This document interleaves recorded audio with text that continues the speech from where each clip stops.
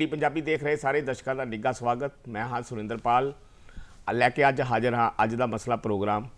ਅਸੀਂ ਇਸ ਪ੍ਰੋਗਰਾਮ ਦੇ ਵਿੱਚ ਖਾਸ ਕਰਕੇ ਉਹਨਾਂ ਮਸਲਿਆਂ ਤੇ ਉਹਨਾਂ ਮੁੱਦਿਆਂ ਦੇ ਉੱਤੇ ਗਹਿਨ ਵਿਚਾਰ ਚਰਚਾ ਕਰਦੇ ਹਾਂ ਤੇ ਤੁਹਾਨੂੰ ਉਸ ਵਿਚਾਰ ਚਰਚਾ ਦੇ ਵਿੱਚ ਫੋਨ ਦੇ ਰਾਹੀਂ ਸ਼ਾਮਲ ਵੀ ਕਰਦੇ ਹਾਂ ਜਿਨ੍ਹਾਂ ਦਾ ਤਾਲੁਕਾਤ ਸਾਡੀ ਰੋਜ਼ਮਰਾ ਜ਼ਿੰਦਗੀ ਦੇ ਨਾਲ ਹੁੰਦਾ ਹੈ। ਅੱਜ ਅਸੀਂ ਇਸ ਮਸਲੇ ਦੇ ਵਿੱਚ ਸਵੱਛ ਭਾਰਤ ਅਤੇ ਜਿੱਦਾਂ ਇਹ ਅਭਿਆਨ ਚੱਲ ਰਿਹਾ ਹਿੰਦੁਸਤਾਨ 'ਚ ਜਾਂ ਹੋਰ ਜਿਹੜੀਆਂ ਸਾਫ਼ ਪਾਣੀ ਸਾਫ਼ ਇਨਵਾਇਰਮੈਂਟ ਚੱਲ ਰਿਹਾ ਪ੍ਰੋਗਰਾਮ ਉਹਦੇ ਵਿੱਚ ਅਸੀਂ ਲੈ ਕੇ ਹਾਜ਼ਰ ਹਾਂ। ਇਸ ਦੇ ਵਿੱਚ ਵਿਚਾਰ ਚਰਚਾ ਕਰਨ ਲਈ ਅੱਜ ਉਹ ਦੋ ਸ਼ਖਸੀਅਤਾਂ ਸਾਡੇ ਵਿੱਚ ਸਟੂਡੀਓ 'ਚ ਮੌਜੂਦ ਨੇ ਜਿਨ੍ਹਾਂ ਨੇ ਇਸ ਕਾਰਗਰ ਖੇਤਰ ਵਿੱਚ ਇੱਕ ਬਹੁਤ ਲੰਬੀ ਲਕੀਰ ਖਿੱਚੀ ਹੈ ਅਤੇ ਜਿਨ੍ਹਾਂ ਨਾਲ ਰੂਬਰੂ ਕਰਾਉਣਾ ਵੀ ਇੱਕ ਮੈਨੂੰ ਗਰਮ ਮਹਿਸੂਸ ਹੋ ਰਿਹਾ। ਸਾਡੇ ਨਾਲ ਸਾਡੇ ਸਟੂਡੀਓ ਵਿੱਚ ਮੌਜੂਦ ਨੇ ਹਰਚਰਨ ਸਿੰਘ ਜੀ ਜੋ ਕਿ ਜਲੰਧਰ ਨਗਰ ਨਿਗਮ ਦੇ ਜੁਆਇੰਟ ਕਮਿਸ਼ਨਰ ਨੇ, ਨਾਲ ਨੇ ਅਰੁਣਾ ਅਰੋੜਾ ਜੀ ਜਿਹੜੇ ਕਿ ਮਿਊਨਿਸਪਲ ਕੌਂਸਲਰ ਨੇ, ਇਹ ਤੀਜੀ ਵਾਰ ਨਗਰ ਨਿਗਮ ਦੀ ਚੋਣ ਜਿੱਤ ਕੇ ਕੌਂਸਲਰ ਬਣੇ ਨੇ। ਔਰ ਕਿਉਂਕਿ ਇਸ ਪ੍ਰੋਗਰਾਮ ਦੇ ਵਿੱਚ ਅਸੀਂ ਦਰਸ਼ਕਾਂ ਨੂੰ ਨਾਲ ਸਿੱਧਾ ਸ਼ਾਮਲ ਕਰਦੇ ਹਾਂ, ਇਸ ਕਰਕੇ ਤੁਸੀਂ ਫੋਨ ਕਾਲ ਦੇ ਰਾਹੀਂ ਕੋਈ ਵੀ ਇਹਨਾਂ ਸ਼ਖਸੀਅਤਾਂ ਦੇ ਨਾਲ ਆਪਣੀ ਗੱਲ ਦੇ ਦਿਮਾਗ ਦੇ ਵਿੱਚ ਆ ਰਹੇ ਜਿਹਨ ਦੇ ਵਿੱਚ ਆ ਰਹੇ ਸਵਾਲ ਨੂੰ ਸਾਂਝਾ ਕਰ ਸਕਦੇ ਹੋ। ਤੁਸੀਂ ਫੋਨ 0181 281 42 61 0181 242 64 ਦੇ ਉੱਤੇ ਕਾਲ ਕਰਕੇ ਆਪਣੇ ਜਿਹਨ ਵਿੱਚ ਉੱਠ ਰਹੇ ਸਵਾਲ ਅਤੇ ਜਿਗਿਆਸਾ ਨੂੰ ਸ਼ਾਂਤ ਕਰ ਸਕਦੇ ਹੋ। ਅਤੇ ਲੈ ਕੇ ਅਸੀਂ ਹੁਣੇ ਵਿਚਾਰ ਚਰਚਾ ਦੇ ਵਿੱਚ ਇਹਨਾਂ ਦੋਨਾਂ ਦਾ ਸਵਾਗਤ ਕਰਨ ਤੋਂ ਬਾਅਦ ਇਸ ਪ੍ਰੋਗਰਾਮ ਦੇ ਵਿੱਚ ਮੈਂ ਇਹ ਹਰਚਰਨ ਸਿੰਘ ਜੀ ਜਿਹੜੇ ਜੁਆਇੰਟ ਕਮਿਸ਼ਨਰ ਨੇ ਕਾਰਪੋਰੇਸ਼ਨ ਤੋਂ, ਇਹਨਾਂ ਨੂੰ ਪੁੱਛਣਾ ਚਾਹੂੰਗਾ ਕਿ ਇਹ 2014 ਤੋਂ ਜਿਹੜਾ ਪ੍ਰਧਾਨ ਮੰਤਰੀ ਨਰਿੰਦਰ ਮੋਦੀ ਜੀ ਨੇ ਸਵੱਛ ਭਾਰਤ ਅਭਿਆਨ ਸ਼ੁਰੂ ਕੀਤਾ ਸੀ ਉਹਦੀ ਕਿਹੜੀ ਸਟੇਜ 'ਤੇ ਆਪਾਂ ਪਹੁੰਚ ਚੁੱਕੇ ਹਾਂ ਔਰ ਇਹਦੇ ਨਾਲ ਹਜੇ ਤੱਕ ਕੀ ਪਰਿਵਰਤਨ ਪਿਛਲੇ 6 ਸਾਲਾਂ 'ਚ ਆਏ ਹੈ ਅਤੇ ਅਗਲਾ ਜਿਹੜਾ ਵਾ ਉਹ ਕੀ ਪਲਾਨ ਹੈ ਨਗਰ ਨਿਗਮ ਦਾ ਪੰਜਾਬ ਦੇ ਵਿੱਚ ਜਿਹਦੇ ਨਾਲ ਅਸੀਂ ਸਾਫ਼ ਜਿਹੜਾ ਵਾਤਾਵਰਨ ਸਾਫ਼ ਜਨਜੀਵਨ ਜਿਹੜਾ ਉਹ ਬਤੀਤ ਕਰ ਸਕੀਏ। ਸੁਰਿੰਦਰ ਜੀ, ਜਿਸ ਤਰ੍ਹਾਂ ਤੁਸੀਂ ਦੱਸਿਆ ਹੀ ਹੈ, ਮੈਂ ਇੱਥੇ ਇੱਕ ਗੱਲ ਕਹਿਣੀ ਸ਼ੁਰੂਆਤ ਦੇ ਵਿੱਚ ਬਹੁਤ ਜ਼ਰੂਰੀ ਸਮਝਦਾ ਹਾਂ ਕਿ ਸਾਡੇ ਰਾਸ਼ਟਰਪਿਤਾ ਮਹਾਤਮਾ ਗਾਂਧੀ, ਉਹਨਾਂ ਦਾ ਜਿਹੜਾ ਸੁਪਨਾ ਸੀਗਾ ਉਹ ਦੇਸ਼ ਨੂੰ ਆਜ਼ਾਦ ਕਰਾਉਣਾ ਹੀ ਨਹੀਂ ਸੀਗਾ ਬਲਕਿ ਦੇਸ਼ ਨੂੰ ਸਵੱਛ ਅਤੇ ਸਵਸਥ ਰੱਖਣਾ ਵੀ ਉਹਨਾਂ ਦਾ ਇੱਕ ਸੁਪਨਾ ਸੀ।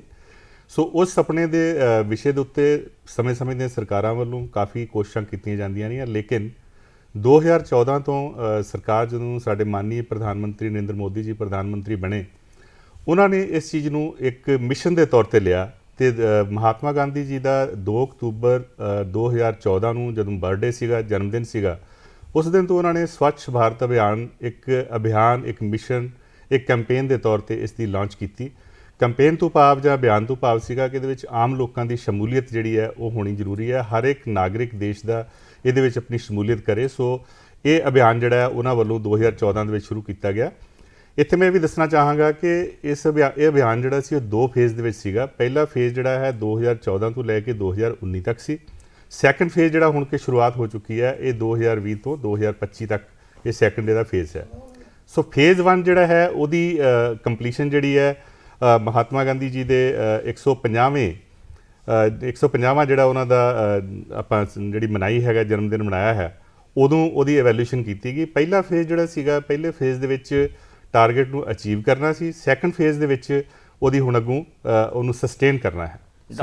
ਇੱਕ ਇਹ ਬਿਲਕੁਲ ਠੀਕ ਹੈ, ਲੇਕਿਨ ਇਹਦੇ ਨਾਲ ਕੀ ਪਰਿਵਰਤਨ ਆਪਾਂ ਆ ਚੁੱਕੇ ਜਨ ਜੀਵਨ ਦੇ ਵਿੱਚ? ਦੇਖੋ ਹਜੇ ਵੀ ਲੋਕ ਜਿਹੜੇ ਹੈ ਲੋਕ ਸਮਝਦੇ ਨੇ ਕਿ ਵਾਤਾਵਰਨ ਸਾਫ਼ ਨਹੀਂ ਹੈ, ਪਾਣੀ ਹਜੇ ਸਾਫ਼ ਜਿਹੜਾ ਮੁਹੱਈਆ ਨਹੀਂ ਹੋ ਰਿਹਾ, ਜਾਂ ਹਜੇ ਵੀ ਜਿਹੜਾ ਸੜਕਾਂ ਦੇ ਉੱਤੇ ਕਈ ਜਿਹੜੀਆਂ ਹੈਗੀ ਜਗ੍ਹਾ ਉਹਦੇ ਉੱਤੇ ਕੂੜਾ ਹੈ, ਡੰਪ ਹੈ, ਇਹਦੀਆਂ ਬੜੀਆਂ ਹਜੇ ਪ੍ਰੋਬਲਮ ਹੈ ਜਿਹੜੀਆਂ ਸਵੱਛ ਭਾਰਤ ਅਭਿਆਨ 'ਚ ਹਜੇ ਜਨ ਜੀਵਨ ਦੇ ਵਿੱਚ ਜਿਹੜੀਆਂ ਰੋਜ਼ ਪ੍ਰਭਾਵਿਤ ਕਰ ਰਹੀਆਂ। ਬਿਲਕੁਲ ਸਿੰਦਰ ਜੀ, ਜਿੱਦਾਂ ਤੁਸੀਂ ਕਿਹਾ ਹੀ ਹੈ ਕਿ ਇਸ ਤਰ੍ਹਾਂ ਦੀਆਂ ਕੁਝ ਸ਼ਾਰਟ ਕਮਿੰਗਸ ਅਜੇ ਨਜ਼ਰ ਆਉਂਦੀਆਂ ਹੈ। ਇੱਥੇ ਮੈਂ ਦੱਸਾਂ ਕਿ ਪਿਛਲੇ 6 ਸਾਲ ਦੇ ਵਿੱਚ ਕਾਫੀ ਚੇਂਜਸ ਜਿਹੜੀਆਂ ਆਈਆਂ। ਈਵਨ ਇੱਕ ਫਾਰ ਐਗਜ਼ਾਮਪਲ ਅਸੀਂ ਸਫਾਈ ਦਾ ਇਸ਼ੂ ਲੈ ਲਈਏ, ਸਫਾਈ ਦੇ ਇਸ਼ੂ ਦੇ ਵਿੱਚ ਅਸੀਂ ਸ਼ਹਿਰ ਦੇ ਵਿੱਚ ਜਿਸ ਤਰ੍ਹਾਂ ਜਲੰਧਰ ਸ਼ਹਿਰ ਦੀ ਜੇ ਮੈਂ ਗੱਲ ਕਰਾਂ ਤਾਂ ਅਸੀਂ ਥਾਊਜ਼ੈਂਡਸ ਆਫ ਸਾਡੇ ਜਿਹੜੇ ਸਫਾਈ ਕਰਮਚਾਰੀ ਹੈ ਉਹ ਰੋਜ਼ਾਨਾ 2 ਵਾਰੀ ਦਿਨ ਦੇ ਵਿੱਚ ਉਹਨਾਂ ਦਾ ਆਪਣੀ ਸਫਾਈ ਕਰਦੇ ਆ। ਉਸ ਤੋਂ ਬਾਅਦ ਅਸੀਂ ਲੋਕਾਂ ਨੂੰ ਇਹ ਕੂੜੇ ਦੀ ਸੈਗਰੀਗੇਸ਼ਨ ਕਰਨ ਵਾਸਤੇ, ਉਹਨੂੰ ਗਿੱਲਾ ਅਤੇ ਸੁੱਕਾ ਕੂੜਾ ਜਿਹੜਾ ਅਲੱਗ-ਅਲੱਗ ਕਰਨ ਵਾਸਤੇ ਅਸੀਂ ਇਹ ਮੁਹਿੰਮ ਚਲਾਈ ਹੈ, ਜਿਹਦਾ ਕਾਫੀ ਪ੍ਰਭਾਵ ਜਿਹੜਾ ਲੋਕਾਂ ਦੇ ਵਿੱਚ ਪਿਆ। ਡੋਰ ਟੂ ਡੋਰ ਕਲੈਕਸ਼ਨ ਜਿਹੜੀ ਹੈ ਅਸੀਂ ਇਨਸ਼ੋਰ ਕੀਤੀ ਹੈ, ਕਰੀਬ 95% ਜਿਹੜੇ ਸਾਡੇ ਡੋਰ ਟੂ ਡੋਰ ਕਲੈਕਸ਼ਨ ਜਿਹੜੀ ਹੋ ਰਹੀ ਹੈ। ਉਸ ਤੋਂ ਬਾਅਦ ਇਹਨਾਂ ਦੀ ਟਰਾਂਸਪੋਰਟੇਸ਼ਨ ਜਿਹੜੀ ਹੈ ਪ੍ਰੋਪਰ ਹੋ ਰਹੀ ਹੈ। ਸੋ ਸਫਾਈ ਦੇ ਵਿਸ਼ੇ ਅਗਰ ਇੱਕ ਗੱਲ ਕਰੀਏ ਤਾਂ ਉਹਦੇ ਵਿੱਚ ਕਾਫੀ ਇਹਦੇ ਨਾਲ ਪ੍ਰਭਾਵ ਪਿਆ ਹੈ ਸਵੱਛ ਭਾਰਤ ਇਸ ਅਭਿਆਨ ਦੇ ਨਾਲ। ਅਰੁਣਾ ਜੀ, ਕਿਉਂਕਿ ਤੁਹਾਡੇ ਜਿਹੜਾ ਵਾ ਤੁਸੀਂ ਮਾਲ ਟਾਊਨ ਮਾਰਕੀਟ ਨੂੰ ਨੰਬਰ 1 ਲੈ ਕੇ ਆਏ ਹੋ, ਤੁਸੀਂ ਉਹਦੀ ਨੁਮਾਇੰਦਗੀ ਕਰਦੇ ਹੋ ਔਰ ਕਿਉਂਕਿ ਉਸ ਮਾਡਲ ਟਾਊਨ ਨੂੰ ਜਿਹੜਾ ਕਿ ਦੁਆਬੇ ਦਾ ਹਾਰਟ ਮੰਨਿਆ ਜਾਂਦਾ, ਪੰਜਾਬ ਦੇ ਦੁਆਬਾ ਖੇਤਰ ਦਾ, ਕਿਉਂਕਿ ਜਲੰਧਰ, ਕਪੂਰਥਲਾ, ਹੁਸ਼ਿਆਰਪੁਰ, ਨਵਾਂ ਸ਼ਹਿਰ ਤੋਂ ਲੋਕ ਜਲੰਧਰ ਦੇ ਮਾਡਲ ਟਾਊਨ 'ਚ ਆਉਂਦੇ ਨੇ। ਔਰ ਮੈਂ ਇਹ ਜਾਣਨਾ ਚਾਹੁੰਦਾ ਤੁਹਾਡੇ ਕੋਲੋਂ ਕਿ ਇਹਨੂੰ ਨੰਬਰ 1 ਕਿੱਦਾਂ ਤੁਸੀਂ ਲੈ ਕੇ ਆਏ ਹੋ ਸਵੱਛ ਭਾਰਤ ਅਭਿਆਨ 'ਚ, ਕੀ ਤੁਸੀਂ ਉਪਰਾਲੇ ਕੀਤੇ ਤੇ ਕਿੰਨਾ ਟਾਈਮ ਲੱਗਿਆ? ਪਹਿਲੇ ਤਾਂ ਸਾਰਿਆਂ ਨੂੰ ਮੇਰੀ ਪਿਆਰ ਭਰੀ ਸਤਿ ਸ੍ਰੀ ਅਕਾਲ। ਸੁਰਿੰਦਰ ਜੀ, ਮੈਂ ਜਦੋਂ ਕਾਉਂਸਲਰ ਬਣੀ ਸੀ ਉਦੋਂ ਇੱਕ ਮੇਰੇ ਮਨ ਦੇ ਵਿੱਚ ਇਹ ਸੁਪਨਾ ਸੀ ਕਿ ਮੈਂ ਵਾਰਡ ਜਿਹੜਾ ਉਹ ਮੇਰਾ ਪਰਿਵਾਰ ਹੈ, ਔਰ ਮਾਡਲ ਟਾਊਨ ਜਿਹੜਾ ਮੇਰਾ ਇੱਕ ਦਿਲ ਹੈ। ਮੈਂ ਨਹੀਂ ਸੋਚਿਆ ਕਿ ਮੇਰਾ ਵਾਰਡ ਹੈ, ਮੈਂ ਆਪਣੇ ਇਲਾਕੇ ਨੂੰ ਆਪਣਾ ਪਰਿਵਾਰ ਸਮਝਦੀ ਹਾਂ। ਉਹੀ ਲੈ ਕੇ ਮੈਂ ਜਿਸ ਤਰ੍ਹਾਂ ਆਪਣੇ ਘਰ ਨੂੰ ਸਾਫ਼ ਸੁਥਰਾ ਰੱਖਣਾ ਹੈ, ਇਸੇ ਤਰ੍ਹਾਂ ਹੀ ਮੈਂ ਆਪਣੇ ਇਲਾਕੇ ਦੇ ਇੱਕ ਘਰ ਦੀ ਸਫਾਈ ਰੱਖਣੀ ਹੈ। ਉਹ ਸਟਾਰਟਿੰਗ 'ਚ ਮੇਰੇ ਕੋਲ 50 ਸਵੀਪਰ ਸੀ, ਲੇਕਿਨ ਹੌਲੀ ਹੌਲੀ ਘਟਦੇ ਗਏ ਤੇ ਮੈਂ ਆਪਣੇ ਕੋਲੋਂ ਪ੍ਰਾਈਵੇਟ ਸਵੀਪਰ ਰੱਖ ਲਏ।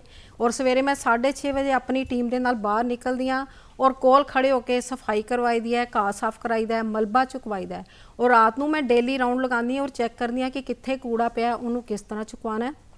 ਇਹਦੇ ਨਾਲ ਅਸੀਂ ਜਿੰਨੇ ਵੀ ਲੋਕ ਹੈ ਉਹਨਾਂ ਨੂੰ ਅਵੇਅਰ ਵੀ ਕੀਤਾ ਹੈ। ਜਿਹੜੇ ਰੇਹੜੀਆਂ ਵਾਲੇ ਆ ਉਹਨਾਂ ਨੂੰ ਵੀ ਹੱਥ ਜੋੜ ਕੇ ਬੇਨਤੀ ਕਰੀਦੀ ਸੀ ਕਿ 15 ਮੀਟਰ ਸਰਾਊਂਡਿੰਗ ਏਰੀਆ ਜਿਹੜਾ ਉਹ ਤੁਹਾਡਾ ਰੂਟੀਨ ਦੇ ਵਿੱਚ ਸਾਫ਼ ਹੋਣਾ ਚਾਹੀਦਾ ਹੈ। ਸਾਨੂੰ ਲੋਕ ਵੀ ਇਹਦੇ ਵਿੱਚ ਬਹੁਤ ਸਹਿਯੋਗ ਦੇ ਰਹੇ ਨੇ, ਦੁਕਾਨਦਾਰ ਵੀ ਸਾਨੂੰ ਇਹਦੇ ਵਿੱਚ ਬਹੁਤ ਸਹਿਯੋਗ ਕਰ ਰਹੇ ਨੇ। ਨਹੀਂ, ਮਾਡਲ ਟਾਊਨ ਜਿਹੜਾ ਉਹਦੇ ਵਿੱਚ ਤਾਂ ਦੁਨੀਆ ਬਹੁਤ ਆਉਂਦੀ ਆ। ਮੈਂ ਫਿਰ ਕਹਿੰਦਾ ਕਿਉਂਕਿ ਹਾਈ ਕਲਾਸ ਸੁਸਾਇਟੀ ਹੈ ਕਿ ਕੂੜੇ ਦੀ ਮੈਨੇਜਮੈਂਟ ਜਿਹੜੀ ਆ ਉਹ ਕਿੱਦਾਂ ਕੀਤੀ ਗਈ ਹੈ, ਗ੍ਰੀਨਰੀ ਇੰਨੀ ਡਿਵੈਲਪ ਕੀਤੀ ਗਈ ਹੈ, ਉੱਥੇ ਦੇ ਜਿਹੜੇ ਪਾਰਕ ਨੇ, ਸ਼ਿਵਾਨੀ ਪਾਰਕ ਹੈ, ਮਾਡਲ ਟਾਊਨ ਦੇ ਹੋਰ ਪਾਰਕ ਨੇ, ਉਹਨੂੰ ਕਿੱਦਾਂ ਤੁਸੀਂ ਇਲਾਕੇ ਨੂੰ ਕਿੱਦਾਂ ਇੰਨਾ ਉੱਤੇ ਚੁੱਕ ਕੇ ਲੈ ਗਏ ਹੋ, ਰੰਗ ਰੋਗਨ ਸਫਾਈ। ਕਿਉਂਕਿ ਜਿਹੜਾ ਅਸੀਂ ਜਦੋਂ ਬਾਹਰਲੇ ਮੁਲਕਾਂ 'ਚ ਜਾਂਦੇ ਹਾਂ, ਕੈਨੇਡਾ 'ਚ ਜਾਂਦੇ ਹਾਂ, ਅਮਰੀਕਾ 'ਚ ਜਾਂਦੇ ਹਾਂ, ਔਰ ਇੱਕ ਵੀ ਉੱਥੋਂ ਕਾਗਜ਼ ਸੁੱਟਣ ਤੋਂ ਡਰਦੇ ਹਾਂ, ਔਰ ਲਗਭਗ ਰਾਤ ਵੇਲੇ ਕਈ ਵਾਰ ਮਾਡਲ ਟਾਊਨ ਬਹੁਤ ਗੰਦ ਹੋ ਜਾਂਦਾ, ਲੇਕਿਨ ਬਾਅਦ ਦੇ ਵਿੱਚ ਉਹਨੂੰ ਕਿੱਦਾਂ ਤੁਸੀਂ ਇੰਨਾ ਉੱਪਰ ਚੁੱਕ ਕੇ ਲੈ ਗਏ ਹੋ? ਸਫਾਈ ਵਾਸਤੇ ਕੀ ਨਵੇਂ ਉਪਰਾਲੇ ਅੱਗੋਂ ਕਰਨ ਜਾ ਰਹੇ ਹੋ? ਇਸ ਤਰ੍ਹਾਂ ਮੈਨੂੰ ਕਾਰਪੋਰੇਸ਼ਨ ਵੱਲੋਂ ਵੀ ਕਾਫੀ ਜਿਸ ਤਰ੍ਹਾਂ ਹੈਲਪ ਮਿਲਦੀ ਹੈ, ਟਰਾਲੀਜ਼ ਮਿਲਦੀਆਂ, ਲੇਕਿਨ ਅਸੀਂ ਪ੍ਰਾਈਵੇਟ ਵੀ ਆਪਣੇ ਰੇੜੇ ਵੀ ਰੱਖੇ ਹੋਏ ਸਵੀਪਰਾਂ ਦੇ ਨਾਲ ਉਹਨੂੰ ਅਸੀਂ ਰੂਟੀਨ ਦੇ ਵਿੱਚ ਸਫਾਈ ਵੀ ਕਰਵਾਈ ਦੀ। ਇਹਦੇ ਨਾਲ ਜਿੰਨੇ ਵੀ ਮੇਰੇ ਵਾਰਡ ਦੇ ਵਿੱਚ ਮੇਰੇ ਉਦਯੋਗਪਤੀ ਆ ਉਹ ਵੀ ਮੇਰਾ ਬਹੁਤ ਸਾਥ ਦੇ ਰਹੇ ਨੇ। ਜਿਸ ਤਰ੍ਹਾਂ ਸ਼ਿਵਾਨੀ ਪਾਰਕ ਹੈ, HR ਇੰਟਰਨੈਸ਼ਨਲ ਵਾਲਿਆਂ ਨੇ 25 ਲੱਖ ਰੁਪਇਆ ਖਰਚ ਕਰਕੇ ਉਹਨੂੰ ਬਣਾਇਆ ਔਰ ਉਹਦੀ ਮੇਨਟੇਨੈਂਸ ਵੀ ਕਰ ਰਹੇ ਨੇ। ਗੁਰਦੁਆਰਾ ਸਾਹਿਬ ਮਾਡਲ ਟਾਊਨ ਦੀ ਬੈਕ ਸਾਈਡ ਤੇ ਜਿਹੜਾ ਪਾਰਕ ਹੈ ਉਹ ਇੱਕ ਬੰਜਰ ਜ਼ਮੀਨ ਹੁੰਦੀ ਸੀ, ਉਹਦੇ ਜਿਹੜੇ ਪ੍ਰਧਾਨ JB ਚੌਧਰੀ ਹੈ, ਹੋਰ ਜਿਹੜੀ ਉਹਨਾਂ ਨਾਲ ਸੁਸਾਇਟੀ ਅਟੈਚ ਹੈ, ਉਹ ਵੀ ਬਹੁਤ ਸਾਥ ਦੇ ਰਹੇ ਨੇ। ਔਰ ਉਹ ਵੀ ਇਸ ਸਮੇਂ ਜਿਹੜਾ ਪੰਜਾਬ ਦੇ ਨੰਬਰ 1 ਦੇ ਵਿੱਚ ਪਾਰਕ 'ਚ ਹੈ। ਹੋਰ ਵੀ ਜਿਹੜੇ ਮੇਰੇ ਪਾਰਕ ਨੇ ਮੇਰੇ ਵਾਰਡ ਦੇ ਵਿੱਚ, ਸਾਰੀਆਂ ਹੀ ਸੁਸਾਇਟੀਆਂ ਵਾਲੇ ਇੰਨੇ ਅੱਛੇ ਨੇ ਕਿ ਉਹ ਆਪਣੇ ਕੋਲੋਂ ਵੀ ਨਾਲ ਖਰਚ ਕਰਕੇ ਉਹਦੀ ਮੇਨਟੇਨੈਂਸ ਕਰ ਰਹੇ ਨੇ। ਕਮਿਸ਼ਨਰ ਸਾਹਿਬ, ਮੈਂ ਤੁਹਾਡੇ ਕੋਲ ਜਾਣਨਾ ਚਾਹੁੰਦਾ ਕਿ ਅਰੁਣਾ ਅਰੋੜਾ ਜੀ ਨੇ ਬਹੁਤ ਵਧੀਆ ਇੱਕ ਕਨਸੈਪਟ ਦਿੱਤਾ ਜਿਹਨੂੰ ਅਸੀਂ ਰੋਲ ਮਾਡਲ ਦੇ ਤੌਰ ਤੇ ਪੰਜਾਬ 'ਚ ਅਪਣਾ ਸਕਦੇ ਹਾਂ ਕਿ ਲੋਕਾਂ ਨੂੰ, ਵੱਡੇ ਲੋਕਾਂ ਨੂੰ ਆਪਣੇ ਇਸ ਮੁਹਿੰਮ 'ਚ ਸ਼ਾਮਲ ਕਰੀਏ। ਉਹਨਾਂ ਨੂੰ ਅਸੀਂ ਪ੍ਰੈਕਟੀਕਲੀ ਲਿਆ ਕੇ ਨਾਲ ਉਹਨਾਂ ਨੂੰ ਜਿੱਥੇ ਸਾਨੂੰ ਪਾਰਕ ਡਿਵੈਲਪ ਕਰਨ ਦੀ ਲੋੜ ਹੈ, ਜਿੱਥੇ ਕੂੜੇ ਦੇ ਸੈਗਰੀਗੇਸ਼ਨ ਕਰਨ ਦੀ ਲੋੜ ਹੈ, ਕਿਉਂਕਿ ਸਰਕਾਰ ਕੋਲ ਪੈਸਾ ਜਿਹੜਾ ਵਾ ਉਹਨਾਂ ਇੱਕ ਲਿਮਿਟਿਡ ਰਿਸੋਰਸਿਸ ਹੁੰਦੇ ਆ। ਕਿੱਦਾਂ ਤੁਸੀਂ ਇਹਨੂੰ ਸਾਰਾ ਪਲਾਨ ਚੱਕ ਆਊਟ ਕਰ ਰਹੇ ਹੋ ਕਿ ਅਸੀਂ ਲੋਕਾਂ ਨੂੰ ਇਸ ਕ੍ਰਾਂਤੀ ਦੇ ਵਿੱਚ ਜੋੜ ਕੇ ਪ੍ਰਧਾਨ ਮੰਤਰੀ ਨਰਿੰਦਰ ਮੋਦੀ ਦਾ, ਪੰਜਾਬ ਸਰਕਾਰ ਦਾ ਜਿਹੜਾ ਨਵਾਂ ਉਪਰਾਲਾ ਚੱਲ ਰਿਹਾ ਮੇਰਾ ਕੂੜਾ ਮੇਰੀ ਜ਼ਿੰਮੇਵਾਰੀ, ਇਹਨੂੰ ਅਸੀਂ ਮੰਜ਼ਿਲ ਤੱਕ ਪਹੁੰਚਾਈਏ? ਬਿਲਕੁਲ ਸੁਰਿੰਦਰ ਜੀ, ਮੇਰਾ ਕੂੜਾ ਮੇਰੀ ਜ਼ਿੰਮੇਵਾਰੀ, ਜਿਸ ਤਰ੍ਹਾਂ ਤੁਸੀਂ ਕਿਹਾ, ਮਾਈ ਵੇਸਟ ਮਾਈ ਰਿਸਪੌਂਸਿਬਿਲਿਟੀ, ਇਹ ਸਾਡਾ ਐਤਕੀ ਦਾ ਮੋਟੋ ਵੀ ਹੈ ਸਵੱਛ ਸਰਵੇਖਣ ਦਾ। ਔਰ ਇਹਦੇ ਵਿੱਚ ਅਸੀਂ ਸ਼ਹਿਰ ਦੇ ਵਿੱਚ ਜਿੱਦਾਂ ਸਾਫ਼ ਸਫਾਈ ਦਾ ਤਾਂ ਅਸੀਂ ਕਰ ਹੀ ਰਹੇ ਹਾਂ। ਜਿਵੇਂ ਤੁਸੀਂ ਐਗਜ਼ਾਮਪਲ ਦਿੱਤੀ ਹੈ ਕਿ ਅਰੁਣਾ ਅਰੋੜਾ ਜੀ ਨੇ ਆਪਣੇ ਵਾਰਡ ਦੇ ਵਿੱਚ ਬਹੁਤ ਵਧੀਆ ਸਫਾਈ ਵੀ ਮੇਨਟੇਨ ਕੀਤੀ ਹੈ, ਪਲੱਸ ਜਿਹੜੀਆਂ ਇਹਨਾਂ ਦੇ ਪਾਰਕਸ ਹੈਗੀਆਂ, ਉਹਨਾਂ ਪਾਰਕਸ ਦੇ ਵਿੱਚ ਵੀ ਇਹਨਾਂ ਨੇ ਹਰ ਇੱਕ ਚੀਜ਼ ਨੂੰ ਆਪਕੀ ਪ੍ਰੋਪਰ ਰੱਖੀ ਹੋਈ ਹੈ।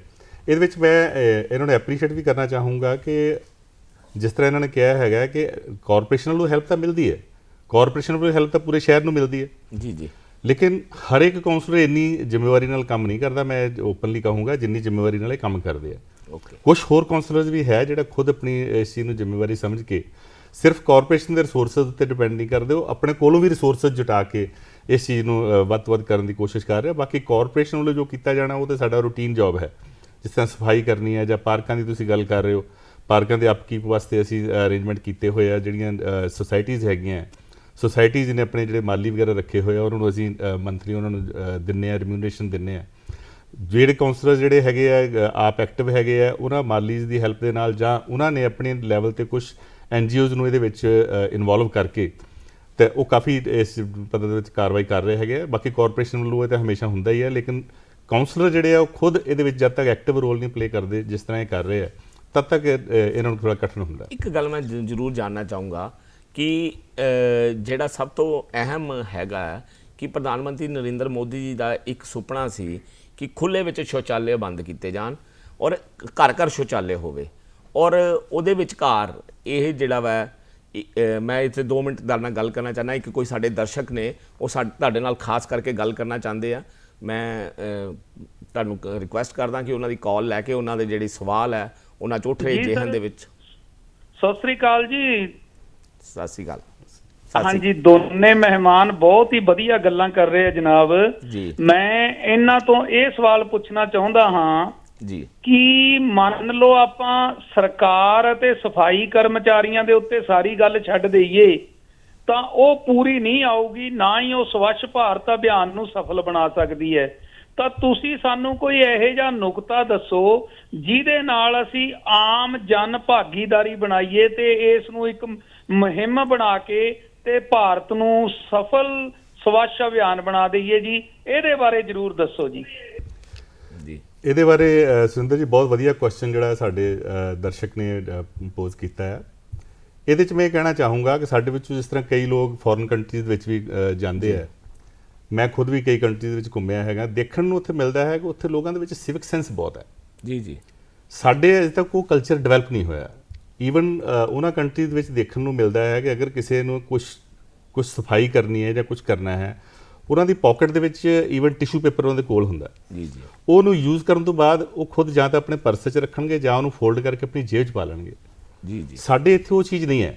ਸਿਵਿਕ ਸੈਂਸ ਜਿਸ ਤਰ੍ਹਾਂ ਇਹ ਕਹਿੰਦੇ ਕਿ ਲੋਕਾਂ ਦੀ ਭਾਗੀਦਾਰੀ ਕਿਸ ਤਰ੍ਹਾਂ ਹੋਵੇ, ਮੈਂ ਇਹਨਾਂ ਨੂੰ ਇਹਨਾਂ ਨੂੰ ਸੁਝਾਅ ਦੇਣਾ ਚਾਹਾਂਗਾ ਕਿ ਅਗਰ ਅਸੀਂ ਸਾਰੇ ਇਸ ਚੀਜ਼ ਦੇ ਉੱਤੇ ਥੋੜ੍ਹਾ ਧਿਆਨ ਦਈਏ ਆਪਣੇ ਆਪਣੇ ਲੈਵਲ 'ਤੇ, ਜਿਵੇਂ ਅਸੀਂ ਪਰਸਨਲ ਮੇਨਟੇਨੈਂਸ ਕਰਦੇ ਹਾਂ, ਪਰਸਨਲ ਹਾਈਜੀਨ ਨਾਲ ਧਿਆਨ ਰੱਖਦੇ ਹਾਂ, ਉਸੇ ਤਰ੍ਹਾਂ ਅਗਰ ਅਸੀਂ ਬਾਕੀ ਸਮਾਜ ਦੇ ਵਿੱਚ ਵੀ ਆਪਣੀ ਜ਼ਿੰਮੇਵਾਰੀ ਸਮਝੀਏ। ਕੂੜਾ ਜਿਹੜਾ ਹੈ ਖਿਲਾਰਦੇ ਤਾਂ ਅਸੀਂ ਹੈ, ਜੀ ਜੀ ਸਫਾਈ ਕਰਮਚਾਰੀ ਤਾਂ ਸਫਾਈ ਕਰਦੇ ਆ, ਲੇਕਿਨ ਅਸੀਂ ਸਫਾਈ ਕਰਮਚਾਰੀਆਂ ਵਾਸਤੇ ਕੰਮ ਜਨਰੇਟ ਕਰ ਰਹੇ ਹਾਂ। ਮਤਲਬ ਅਸੀਂ ਕੂੜਾ ਪਾਉਂਦੇ ਆ, ਅਸੀਂ ਗੰਦ ਪਾਉਂਦੇ ਆ ਤੇ ਸਫਾਈ ਕਰਮਚਾਰੀ ਜਿਹੜੇ ਸਫਾਈ ਕਰਦੇ ਆ। ਸੋ ਅਗਰ ਅਸੀਂ ਹਰ ਚੀਜ਼ ਨੂੰ ਪ੍ਰੋਪਰਲੀ ਉਹਦੀ ਪ੍ਰੋਪਰ ਜਗ੍ਹਾ ਤੇ ਰੱਖੀਏ, ਹਰ ਜਗ੍ਹਾ ਦੇ ਉੱਤੇ ਅਸੀਂ ਈਵਨ ਹਰ ਥਾਂ ਤੇ ਅਸੀਂ ਥੁੱਕੀਏ ਨਾ, ਥਾਂ ਅਸੀਂ ਕੋਈ ਵੀ ਟਿਸ਼ੂ ਪੇਪਰ ਹੈ ਉਹਨੂੰ ਸੁੱਟੀਏ ਨਾ, ਜਾਂ ਕੋਈ ਆਉਂਦੇ ਜਾਂਦੇ ਕੋਈ ਫਰੂਟ ਖਾਂਦਾ ਹੈ ਉਹ ਫਰੂਟ ਅਸੀਂ ਜਿੱਥੇ ਮਰਜ਼ੀ ਸੁੱਟ ਦਿੰਦੇ ਆ, ਜਾਂ ਕੋਈ ਵੀ ਚੀਜ਼ ਟਰੈਸ਼ ਜਿਹੜੀ ਆਪਾਂ ਈਵਨ ਜਿਹੜੇ ਆਪਣੇ ਆਪ ਨੂੰ ਸਿਵਲਾਈਜ਼ ਲੋਕ ਕਹਿੰਦੇ ਆ, ਵੱਡੀਆਂ ਕਾਰਾਂ ਦੇ ਵਿੱਚ ਘੁੰਮਦੇ ਆ, ਉਹਨਾਂ ਨੂੰ ਮੈਂ ਕਈ ਵਾਰ ਦੇਖਿਆ ਹੈ ਕਿ ਜਾਂਦੇ ਕੋਈ ਚੀਜ਼ ਸੁੱਟਣੀ ਹੋਵੇ, ਸੀਸਾ ਡਾਊਨ ਕਰਕੇ ਉਹ ਵੀ ਸੜਕ ਦੇ ਉੱਤੇ ਸੁੱਟ ਦਿੰਦੇ ਆ। ਸੋ ਇਹ ਚੀਜ਼ਾਂ ਜਿਹੜੀਆਂ ਨੇ ਲੋਕਾਂ ਦੀ ਭਾਗੀਦਾਰੀ ਤਾਂ ਹੀ ਹੋਊਗੀ ਜੇ ਸਿਵਿਕ ਸੈਂਸ ਅਸੀਂ ਆਪਣੇ ਆਪ 'ਚ ਡਿਵੈਲਪ ਕਰਾਂਗੇ। ਇਸ ਤਰੀਕੇ ਨਾਲ ਲੋਕ ਸਾਡੀ ਹੈਲਪ ਕਰ ਸਕਦੇ ਆ ਇਹਦੇ 'ਚ। ਬਹੁਤ ਵਧੀਆ ਤੁਸੀਂ ਉੱਤਰ ਦਿੱਤਾ। ਮੈਂ ਤੁਹਾਡੇ ਕੋਲ ਵਾਪਸ ਆਉਣਾ ਚਾਹੁੰਦਾ। ਪਹਿਲਾਂ ਮੈਂ ਅਰੁਣਾ ਜੀ ਤੁਹਾਡੇ ਕੋਲ ਇਹ ਪੁੱਛਣਾ ਚਾਹੁੰਦਾ ਕਿ ਇੱਕ ਲੇਡੀ ਇੰਨਾ ਵਰਕ ਕਰ ਰਹੀ ਹੈ, ਕੀ ਤੁਹਾਨੂੰ ਨਹੀਂ ਲੱਗਦਾ ਬਈ ਜਿਹੜੇ ਜੈਂਟਸ ਹੈਗੇ ਆ ਉਹਨਾਂ ਨੂੰ ਤੁਹਾਡੇ ਤੋਂ ਸਿੱਖਿਆ ਲੈਣੀ ਚਾਹੀਦੀ ਹੈ? ਸਵੇਰੇ 6 ਵਜੇ ਉੱਠ ਕੇ ਰਾਤ ਦੇ 11 ਵਜੇ ਤੱਕ ਵਰਕ ਕਰਨਾ ਔਰ ਆਪਣੇ ਇਲਾਕੇ ਨੂੰ ਨੰਬਰ 1 ਲੈ ਕੇ ਜਾਣਾ। ਤੁਸੀਂ ਆਫਟਰ ਆਲ ਜਨ ਦੇ ਵਿੱਚ ਆਮ ਜਿਹੜੇ ਬਾਕੀ ਕੌਂਸਲਰਸ ਨੇ, ਕਿਉਂਕਿ ਇਹਨਾਂ ਨੇ ਬਹੁਤ ਵਧੀਆ ਗੱਲ ਕਹੀ ਬਈ ਮੈਕਸਿਮਮ ਨਹੀਂ ਕਰਦੇ, ਤੁਸੀਂ ਕੀ ਉਹਨਾਂ ਨੂੰ ਸਿੱਖਿਆ ਦੇਣਾ ਚਾਹੁੰਦੇ ਹੋ ਤੇ ਕੀ ਉਹਨਾਂ ਨੂੰ ਸਮਝਾਉਣਾ ਚਾਹੁੰਦੇ ਹੋ? ਦੇਖੋ ਜੀ, ਇੱਕ ਤੇ ਮੈਂ ਇੱਕ ਚੀਜ਼ ਇਹ ਕਹਿਣਾ ਚਾਹੂੰਗੀ, ਨਥਿੰਗ ਇਜ਼ ਇੰਪੋਸੀਬਲ। ਅਗਰ ਅਸੀਂ ਮਨ ਦੇ ਵਿੱਚ ਜਜ਼ਬਾ ਰੱਖ ਲਈਏ ਕਿ ਅਸੀਂ ਇਹ ਕੰਮ ਕਰਨਾ ਹੈ ਤੇ ਉਹ ਕੰਮ ਹਮੇਸ਼ਾ ਹੀ ਨੇਪਰੇ ਚੜ੍ਹਦਾ ਹੈ। ਔਰ ਮੈਂ ਇਹਦੇ ਲਈ ਹਰ ਸਮੇਂ ਪਰਮਾਤਮਾ ਦਾ ਵੀ ਸ਼ੁਕਰਾਨਾ ਕਰਦੀ ਕਿ ਉਹਨਾਂ ਨੇ ਮੈਨੂੰ ਇੰਨੀ ਤਾਕਤ ਦਿੱਤੀ ਹੋਈ ਹੈ, ਇੰਨੀ ਸ਼ਕਤੀ ਦਿੱਤੀ ਹੈ ਕੰਮ ਕਰਨ ਦੀ। ਲੇਕਿਨ ਮੈਂ ਇਹ ਵੀ ਕਈ ਵਾਰ ਕਹਿੰਦੀ ਹੁੰਦੀ ਹਾਂ ਕਿ ਅਸੀਂ ਆਪਣੇ ਆਪ ਨੂੰ ਬਦਲ ਸਕਦੇ ਹਾਂ, ਦੂਸਰੇ ਨੂੰ ਅਸੀਂ ਬਦਲ ਨਹੀਂ ਸਕਦੇ। ਮੈਂ ਆਪਣੇ ਅਗਰ ਫੇਸਬੁੱਕ ਤੇ ਡੇਲੀ ਆਪਣੀ ਮੋਟੀਵੇਸ਼ਨ ਲਈ ਡਾਲਦੀ ਹਾਂ ਸਾਰੀਆਂ ਜਿੰਨੀਆਂ ਫੋਟੋਗ੍ਰਾਫਸ ਪਾਉਂਦੀਆਂ ਕਿ ਸਾਰੇ ਮੋਟੀਵੇਸ਼ਨ ਕਰਨ, ਕਿਉਂਕਿ ਜਦੋਂ ਸਾਰੇ ਮਿਲ ਕੇ ਹੀ ਕੰਮ ਕਰਾਂਗੇ ਤਾਂ ਹੀ ਜਿਹੜਾ ਸਾਡਾ ਜਲੰਧਰ ਹੈ ਉਹ ਨੰਬਰ 1 ਤੇ ਆ ਸਕਦਾ ਹੈ। ਔਰ ਅਰੋੜਾ ਜੀ ਨੇ ਵੀ ਜਿਹੜਾ ਕੁਐਸਚਨ ਕੀਤਾ ਸੀ ਉਹਦੇ ਲਈ ਵੀ ਮੈਂ ਉਹਨਾਂ ਨੂੰ ਇਹੀ ਕਹਾਂਗੀ ਕਿ ਸਾਰੇ ਅਸੀਂ ਮਿਲ ਜੁਲ ਕੇ, ਅਗਰ ਹਰ ਬੰਦਾ ਇਹ ਸੋਚੇ ਕਿ ਅਸੀਂ ਆਪਣੇ ਘਰ ਦਾ ਆਲਾ ਦੁਆਲਾ ਸਾਫ਼ ਕਰਨਾ ਹੈ ਤੇ ਉਹਦੇ ਨਾਲ ਅਸੀਂ ਮੇਰੇ ਖਿਆਲ ਦੇ ਵਿੱਚ 15 ਮਿੰਟ ਦੇ ਵਿੱਚ ਸਾਡਾ ਜਿਹੜਾ ਜਲੰਧਰ ਸ਼ਹਿਰ ਹੈ ਉਹ ਸਾਫ਼ ਹੋ ਸਕਦਾ ਹੈ। ਉਹਦੇ ਵਿੱਚ ਭਾਵੇਂ ਸਾਡੇ ਸਫਾਈ ਸੇਵਕ ਸਾਡੇ ਨਾਲ ਚਾਹੇ ਹੋਣ ਚਾਹੇ ਨਾ ਹੋਣ। ਕਹਿਣ ਦਾ ਇਹ ਮਤਲਬ ਹੈ ਕਿ ਲੋਕਾਂ ਨੂੰ ਜਾਗਰੂਕ ਹੋਣਾ ਪਏਗਾ ਇਸ ਅਭਿਆਨ ਨੂੰ ਸਫਲ ਬਣਾਉਣ ਲਈ। ਮੈਂ ਇੱਕ ਸਮਝਣਾ ਚਾਹੁੰਦਾ ਤੁਹਾਡੇ ਕੋਲੋਂ, ਉਸ ਤੋਂ ਪਹਿਲਾਂ ਇੱਕ ਕਾਲ ਹੋਰ ਆ ਗਈ ਹੈ। ਮੈਂ ਦਰਸ਼ਕਾਂ ਨੂੰ ਕਹੂੰਗਾ ਕਿ ਉਹ ਆਪਣਾ ਕੋਈ ਸਵਾਲ ਹੈ ਉਹ ਤੁਹਾਡੇ ਕੋਲ ਕਰਨਾ ਚਾਹੁੰਦੇ ਆ। ਨਮਸਕਾਰ ਜੀ। ਸਤਿ ਸ਼੍ਰੀ ਅਕਾਲ ਜੀ। ਸਤਿ ਸ਼੍ਰੀ ਅਕਾਲ। ਮੈਂ ਬੇਨਤੀ ਕਰਦਾ ਹਾਂ, ਅਸੀਂ ਹੁਣ ਤੁਹਾਡੇ ਤੇ ਦੂਰਦਰਸ਼ਨ ਦੇ ਬੜੇ ਰਿਣੀ ਆ ਕਿ ਜਿਨ੍ਹਾਂ ਨੇ ਅੱਜ ਜਲੰਧਰ ਦੀ ਡਿਵੈਲਪਮੈਂਟ ਬਾਰੇ ਨਿਗਾਹ ਮਾਰੀ ਹੈ। ਜੀ ਜੀ ਮੈਂ ਬੇਨਤੀ ਕਰਦਾ ਕਮਿਸ਼ਨਰ ਸਾਹਿਬ, ਪਿੰਡ ਹੋਣ ਜਾਂ ਸ਼ਹਿਰ ਹੋਣ, ਜਾਂ ਨਿਕਾਸੀ ਪਾਣੀ ਆ ਨਾ ਉਹਦਾ ਪ੍ਰਬੰਧ ਹੋਣਾ ਬਹੁਤ ਜ਼ਰੂਰੀ ਆ। ਜੇ 20 ਮਿੰਟ ਅੱਧਾ ਘੰਟਾ ਵਰਖਾ ਹੋ ਗਿਆ ਜਲੰਧਰ 'ਚ ਤੇ ਭਗਤ ਸਿੰਘ ਚੌਕ, ਮਲਾਪ ਚੌਕ, ਇਹ 1.5-2 ਫੁੱਟ ਪਾਣੀ ਦਾ ਭਰ ਜਾਂਦਾ, ਉਹਦੇ ਪਾਣੀ ਦਾ ਨਿਕਾਸ ਹੀ ਹੈ ਨਹੀਂ। ਦੂਜੀ ਬੇਨਤੀ, ਜਿਹੜੇ ਕੂੜੇ ਦੀ ਡੰਪ ਦੀ ਗੱਲ ਨਹੀਂ ਕਰਨੀ, ਜਿਹੜੇ ਹਰ ਥਾਂ ਕੂੜਾ ਪਿਆ ਜਿੱਦਾਂ ਲਾਡੋ ਵਾਲੀ ਰੋਡ ਹੈ ਉਹ ਭਰਿਆ ਪਿਆ। ਜਿਹੜੇ ਅਗਲਾ ਚੌਂਕ ਹੈਗਾ ਜਿਹਦਾ ਹੁਸ਼ਿਆਰਪੁਰ ਨੂੰ ਮੁੜ ਰਹੇ ਆ ਅਸੀਂ, ਉਹਦਾ ਜਿਹੜਾ ਆ ਉਹ ਸਾਰਾ ਭਰਿਆ ਪਿਆ। ਕੂੜੇ ਦਾ ਨਿਕਾਸ ਕੀ ਕੀਤਾ? ਤੀਜੀ ਗੱਲ, ਬੀਬੀ ਬਹੁਤ ਭਾਗਾਂ ਵਾਲੇ ਆ, ਪਰ ਤੁਸੀਂ ਪ੍ਰਬੰਧਕ ਵੀ ਆ ਤੇ ਇਹ ਜਿਹੜੇ ਹੈਗੇ ਆ ਇਹ ਵਾਚਕ ਵੀ ਬੈਠੇ ਆ। ਬੀਬੀ ਤੁਹਾਡੇ ਮਾਲ ਟਾਊਨ ਦੇ ਵਿੱਚ ਜਿਹੜਾ ਕੋਈ ਬੰਦਾ ਸਮਾਨ ਲੈਣ ਜਾਂਦਾ ਉਹਦੇ ਵਾਸਤੇ ਕਾਰ ਪਾਰਕਿੰਗ ਹੀ ਹੈ ਨਹੀਂ। ਜੇ ਸਹੀ ਪੁੱਛਦੇ ਆ ਪੂਰੇ ਸ਼ਹਿਰ 'ਚ ਕਾਰ ਪਾਰਕਿੰਗ ਹੈ ਨਹੀਂ, ਸਾਈਕਲ ਪਾਰਕ ਹੈ ਨਹੀਂ, ਸਕੂਟਰ ਪਾਰਕ ਹੈ ਨਹੀਂ। ਜਿਹੜਾ ਬੰਦਾ ਭੋਪਰੋਂ ਜਾਏਗਾ ਸਮਾਨ ਲੈਣ ਵਾਸਤੇ ਬਿਲਕੁਲ ਹੈਗੀ ਆ ਜੀ। ਅੱਜ ਅਜੇ ਡੁੱਡਿਆਂ ਬੇੜੇ ਦਾ ਵਿਗੜਿਆ ਕੱਖ ਨਹੀਂ ਆ। ਅਸੀਂ ਭਾਗਾ ਹੋਏ ਆ, ਪਰ ਜਿਹੜੇ ਗੱਲਾਂ ਤੁਹਾਨੂੰ ਕਹੀਆਂ ਨਾ ਪੂਰਾ ਧਿਆਨ ਦੇ ਕੇ ਕਮਿਸ਼ਨਰ ਸਾਹਿਬ ਇਹ ਜਿੰਦੇ ਦੀ ਜਾਇਜ਼ਾਕਾਰ ਕਰਦੇ ਨਾਲ ਤੁਹਾਡੀ ਵੀ ਜਾਇਜ਼ਾਕਾਰ ਹੋਏ, ਸੁੰਦਰ ਜੀ ਜਾਇਜ਼ਾਕਾਰ ਹੋਏਗੀ, ਦੂਰਦਰਸ਼ਨ ਦੀ ਜਾਇਜ਼ਾਕਾਰ ਹੋਗੀ। ਧੰਨਵਾਦ। ਗੱਲ ਤਾਂ ਬੜੀ ਵਾਜਬ ਕਹੀ ਹੈ। ਦੇਖੋ ਗੱਲ ਬੜੀ ਵਾਜਬ ਕਹੀ ਹੈ। ਸ਼ਹਿਰਾਂ ਤੇ ਕੂੜਾ, ਕਿਤੇ ਵੀ ਪਾਰਕਿੰਗ ਦੀ ਵਿਵਸਥਾ, ਇਹ ਚਲੋ ਪਾਰਕਿੰਗ ਸਵੱਛ ਭਾਰਤ ਦਾ ਨਹੀਂ ਇੱਕ ਹਿੱਸਾ ਹੈ, ਲੇਕਿਨ ਇੱਕ ਆਮ ਜਨਜੀਵਨ ਨਾਲ ਜੁੜੀ ਬਹੁਤ ਵੱਡੀ ਸਮੱਸਿਆ। ਸ਼ਹਿਰ ਦੇ ਕਿਸੇ ਬਾਜ਼ਾਰ 'ਚ ਕੋਈ ਪਾਰਕਿੰਗ ਨਹੀਂ ਹੈ। ਮੈਂ ਜਾਣਨਾ ਚਾਹੁੰਦਾ ਹਰਚਰਨ ਜੀ, ਉਹਨਾਂ ਨੂੰ ਜਿਹਨ 'ਚ ਜਿਹੜਾ ਐਡਾ ਵੱਡਾ ਸਵਾਲ ਉਹਨਾਂ ਨੇ ਆਮ ਪਬਲਿਕ ਲਈ ਚੁੱਕਿਆ, ਉਹਦਾ ਜਵਾਬ ਜ਼ਰੂਰ ਦਿਓ। ਹੰਸ ਜੀ ਬਹੁਤ ਬਹੁਤ ਸ਼ੁਕਰੀਆ ਇਹਨਾਂ ਦਾ ਕਾਲ ਕਰਨ ਲਈ। ਇਹਨਾਂ ਨੇ ਬਹੁਤ ਵਧੀਆ ਪੁਆਇੰਟ ਜਿਹੜਾ ਉਹ ਰੇਜ਼ ਕੀਤਾ ਹੈ। ਇਹਦੇ ਵਿੱਚ ਮੈਂ ਇਹਨਾਂ ਨੂੰ ਕਹਿਣਾ ਚਾਹੂੰਗਾ ਕਿ ਠੀਕ ਹੈ, ਬਹੁਤ ਬਹੁਤ ਤੁਹਾਡਾ ਧੰਨਵਾਦ, ਤੁਸੀਂ ਸਾਡੇ ਧਿਆਨ 'ਚ ਲਿਆਂਦਾ ਹੈ। ਇਹ ਜਿਹੜੇ ਪੁਆਇੰਟਸ ਤੁਸੀਂ ਦੱਸੇ ਹੈ, ਰੂਟੀਨ ਦੇ ਵਿੱਚ ਡੇਲੀ ਇਹਨਾਂ ਦੀ ਸਫਾਈ ਵੀ ਹੁੰਦੀ ਹੈ। ਇੱਕ ਇਹਨਾਂ ਦੇ ਵਿੱਚ ਤੁਸੀਂ ਵੀ ਦੇਖਿਆ ਹੋਊਗਾ ਕਿ ਕੂੜੇ ਦਾ ਜਿਹੜਾ ਮੇਜਰ ਹਿੱਸਾ ਹੈਗਾ ਉਹ ਪਲਾਸਟਿਕ ਹੈ। ਅਸੀਂ ਸ਼ਹਿਰ ਦੇ ਵਿੱਚ ਕਾਫੀ ਇਹਦੇ ਬਾਰੇ ਕੈਂਪੇਨ ਵੀ ਚਲਾਈ ਹੈ, ਵਾਰ-ਵਾਰ ਅਸੀਂ ਚਲਾਨ ਵੀ ਕਰਦੇ ਹਾਂ, ਲੋਕਾਂ ਨੂੰ ਅਸੀਂ ਅਵੇਅਰ ਵੀ ਕਰ ਰਹੇ ਹਾਂ ਕਿ ਸਿੰਗਲ ਯੂਜ਼ ਪਲਾਸਟਿਕ ਜਿਹੜੀ ਹੈ ਉਹਨੂੰ ਨਾ ਯੂਜ਼ ਕਰੀਏ। ਵੀ ਅਸੀਂ ਆਪਣੇ ਕੋਲੋਂ ਜਿਸ ਤਰ੍ਹਾਂ ਹੰਸ ਜੀ ਇਹਨਾਂ ਨੂੰ ਪਤਾ ਹੋਊਗਾ ਕਿ ਜਦੋਂ ਇਹ ਪਹਿਲਾਂ ਬਾਜ਼ਾਰ ਜਾਂਦੇ ਹੁੰਦੇ ਸੀ, ਅੱਜ ਕੱਲ੍ਹ ਵੀ ਸ਼ਾਇਦ ਆਪ ਜਦੋਂ ਵੀ ਜਾਂਦੇ ਆ ਇਹ ਝੋਲਾ ਨਾਲ ਆਪਣਾ ਲੈ ਕੇ ਜਾਂਦੇ ਹੋਣਗੇ, ਕੱਪੜੇ ਦਾ ਝੋਲਾ ਜਾਂ ਕੋਈ ਹੋਰ ਬੈਗ ਲੈ ਕੇ ਜਾਂਦੇ ਹੋਣਗੇ। ਲੇਕਿਨ ਅਦਰਵਾਈਜ਼ ਜਿਹੜਾ ਬਾਕੀ ਟ੍ਰੈਂਡ ਹੈਗਾ, ਲੋਕ ਪਲਾਸਟਿਕ ਨੂੰ ਬਹੁਤ ਜ਼ਿਆਦਾ ਯੂਜ਼ ਕਰ ਰਹੇ ਆ। ਸਟਾਕਿਸਟ ਵੀ ਲੈ ਕੇ ਆਉਂਦੇ ਆ ਕਿਉਂਕਿ ਅਸੀਂ ਯੂਜ਼ ਕਰਦੇ ਹਾਂ।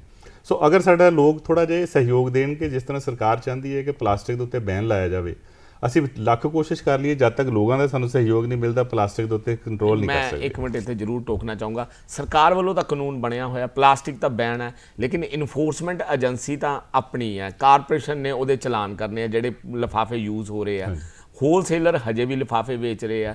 ਔਰ ਇਹ ਸਵੱਛ ਭਾਰਤ ਅਭਿਆਨ ਦੇ ਕਿਤੇ ਨਾ ਕਿਤੇ ਇੱਕ ਬਹੁਤ ਵੱਡੀ ਰੁਕਾਵਟ ਹੈ ਜਿਹੜਾ ਪਲਾਸਟਿਕ ਹੈ। ਇਹਨੂੰ ਤੁਸੀਂ ਇਹ ਇਲੈਬੋਰੇਟ ਕਰੋ ਕਿ ਇਹ ਜਿਹੜਾ ਖੁੱਲ੍ਹ ਕੇ ਦੱਸੋ ਬਈ ਇਹ ਚਲਾਨ ਜਿਹੜੇ ਹੈ, ਇਹ ਕਾਨੂੰਨ ਕਦੋਂ ਬਣਿਆ ਤੇ ਲੋਕਾਂ ਨੂੰ ਇਹਦੇ ਕਾਨੂੰਨ ਦੇ ਬਾਰੇ ਜਾਗਰੂਕ ਕਰਾਓ।